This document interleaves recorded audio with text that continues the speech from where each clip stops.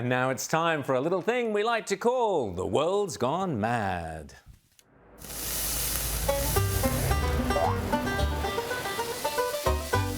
Yes, you're watching The World according to Rowan Dean, and what a mad and crazy world it is. Indeed, a bleeping, bleep, bleep, bleep world, where even though the English language is the most beautiful, rich and expressive language in the world, the good old-fashioned Anglo-Saxon four-letter F word still seems to be the point of last resort. Here's the American late-night TV host Steve Colbert admitting he's not quite as eloquent nor as witty as he imagines himself to be. On Friday, Donald Trump posted, "I absolutely love that Colbert got fired. His talent was even less than his ratings."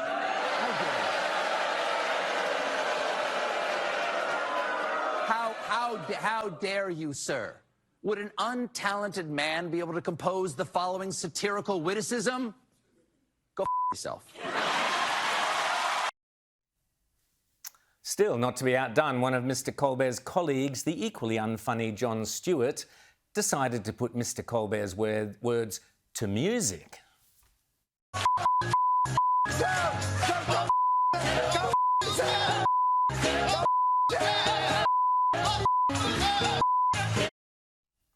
Ah yes, William Shakespeare, eat your heart out, but this fondness for abrupt Anglo-Saxon expletives appears to be catching on. Here's a young, well-educated man called Hunter, describing his displeasure at how the actor George Clooney mistreated Hunter's dad, former President Joe Biden, by calling for him to stand down last year.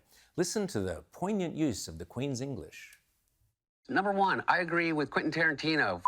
George Clooney is not a actor. He is a I don't know what he is. He's a brand. And by the way, and God bless him. You know what? He supposedly treats his friends really well. You know what I mean? Buys them things. And he's got a really great place in Lake Como. And he's great friends with Barack Obama. You, what do you have to do with anything? Why do I have to listen to you? What right do you have to step on a man who's given 52 years of his life to the service of this country? Yes, Hunter might, besides all the bleeping, have a point there. After all, it did appear to be George Clooney who was largely responsible for inflicting the Kamala Harris-Tim Walz presidential candidates horror show upon an unsuspecting world a year ago this week.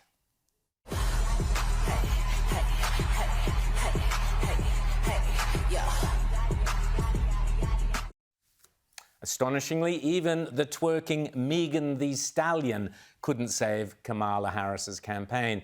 Meanwhile, Tim Walz might not have done much for Kamala's career, but he certainly managed to do wonders for stand-up comedians across the states.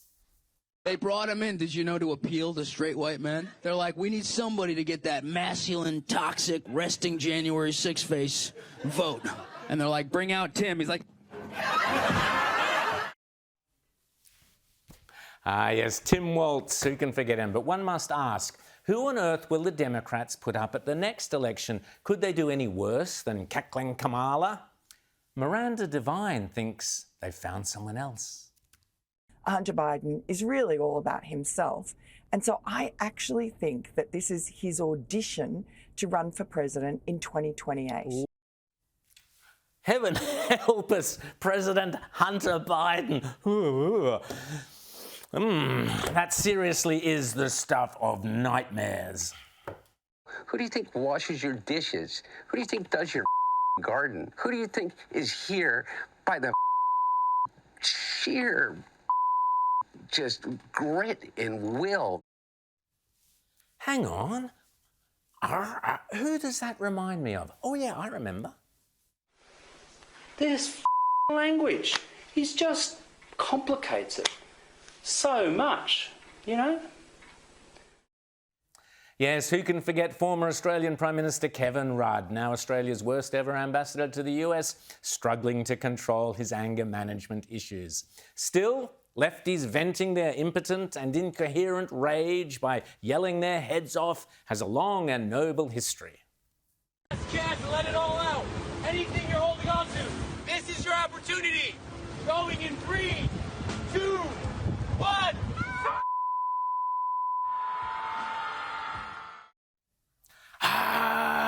yes, feels so much better now. Meanwhile, Hollywood actor Jeff Daniels, who somewhat tellingly made his name in the legendary Dumb and Dumber movie, has decided to have a crack at writing his own anti-Trump script, which I have labelled Dumb and Dumber Derangement Syndrome. Take one.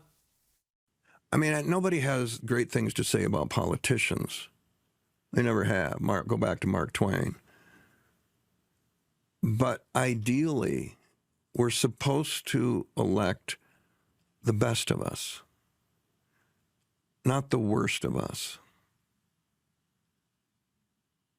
He's everything that's wrong with not just America, but with being a human being. Classic Trump derangement syndrome. Still, it's not quite as dumbed down as Joaquin Phoenix's effort. Joaquin appropriately made his name as the Joker, but here he is being desperately earnest on the topic of Gaza and geopolitics. I know there are conflicts all over the world constantly, but that's something that is, it's shocking, like how maybe we're afraid to talk about it. How what were my words? Maybe let others write the script, Joaquin. That would be my advice. Meanwhile, here's the hope of the Democrat side to be the next mayor of New York, the intifada-loving communist Zoran Mamdani. Click. Click or click? Click. So cool, yeah, feel the vibe. Free housing for everyone, free healthcare, publicly owned grocery stores, a global intifada, childcare for all, and not only free buses, you notice, but fast free buses for everybody. Sounds like utopia. Yep, today's communists can even make the buses go faster, using Chinese technology, no doubt. But what won't today's communists do? Well, according to this individual, they definitely will not invade Australia. But tell me, what do you think would be so bad about Australia not having a military? Who do you think exactly is going to invade us and take over? Well, how about these characters currently hanging around the South China Sea with nothing better to do?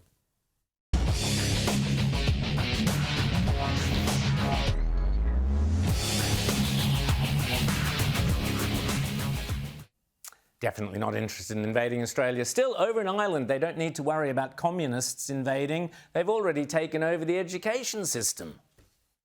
Hi, I'm Evie with the Revolutionary Communists Kildare branch, and I'm here on my news campus today. And the reason I am a communist is because I look out at the world and I see the atrocities being committed in the global south, and the exploitation of workers, the ongoing genocide that is currently being committed against the Palestinians, and our own government facilitating it by letting planes land in Shannon Airport. Good luck with that, young lady. Mind you, over in Britain, according to this learned gentleman, the Marxists have taken over the entire government. Every senior member of our cabinet, and actually I think pretty much every senior Labour politician, certainly over the last 25 years, have been members of the Fabian Society. And for those who don't know, the Fabian Society is a secretive organisation who believe in communism through evolution, not revolution. Their logo is a wolf in sheep's clothing. That says it all. That says it all. How many Fabians in the Australian government, I wonder? Still, it could be worse.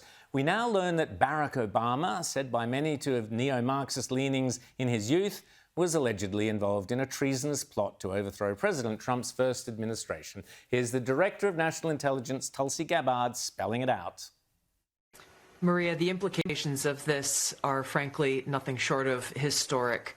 Over 100 documents that we released on Friday really detail and provide evidence of how this treasonous conspiracy was directed by President Obama just weeks before he was due to leave office, after President Trump had already gotten elected. But one must ask, if Obama's alleged coup had come off, who would have become president? Here's Mr. Obama back in the day with Stephen F-word Colbert, fantasizing about installing a puppet president to replace Donald Trump. You know what? If I could make an arrangement where I had a stand-in, a front man or front woman, and they had an earpiece in, and I was just in my basement in my sweats, looking through the stuff, and then I could sort of deliver the lines, but somebody else was doing all the talking and ceremony. I'd be fine with that. Who on earth, I wonder, did he have in mind? Folks, imagine what we can do next. 4 more years. Pause. 4 more years. Pause. 4 more years. 4 more years. Pause, he said, reading off the autocue. Well, now we know who was in his ear, I think. Fortunately, Joe Biden's son, Hunter, is far more sharper and with it, so maybe he wouldn't make such a bad president after all. Here's Hunter this week explaining to the kiddies how easy it is to make crack cocaine. This is free. You can go to your neighborhood convenience store and just get. Anyway, I don't want to tell people how to make crack cocaine. Thanks, Hunter. Still, Biden Jr. couldn't hold a candle to legendary rock star Ozzy Osbourne, who died this week. According to reports, Osbourne's excesses included biting the head off a bat on stage, snorting a line of ants in a drunken contest, and attempting to strangle his wife Sharon at their daughter's 6th birthday party. He described the 1970s as rock star fever, limousines everywhere, groupies, dealers dropping by with bags of white powder, and being in the jacuzzi all day doing cocaine, and every now and then we'd get up and do a song. Ah yes, the glory days of rock and roll. Personally, I always preferred Alice Cooper's idea of biting the head off a chicken rather than a bat. Less chance of getting COVID. Meanwhile, here's Kamala using nothing more than smear, sneer and innuendo to push along what we now know to be the entirely fabricated Russia collusion hoax, even after it had been debunked. Oh, and look who she happens to be talking to. It's Mr. F-word, Colbert, yet again. Was their investigation that concluded in their official report, the majority report, the Republican report, saying no collusion? Right. Where are you guys? Our investigation is still open, and we will go wherever the facts take us. Okay, so are there things you know? Hold on. Are there things that you know that you can't tell us? Yes. That you'd like to tell us? Absolutely. All of the above is true. Are they good? Love that laugh. So what's going to happen now in this riveting drama? Will Obama be arrested and tried? Will Kamala or Pelosi or anyone else? Will Hunter Biden ever become president, or will he open a crack cocaine cooking class in downtown Washington? One thing's for sure, the AI team are having a field day.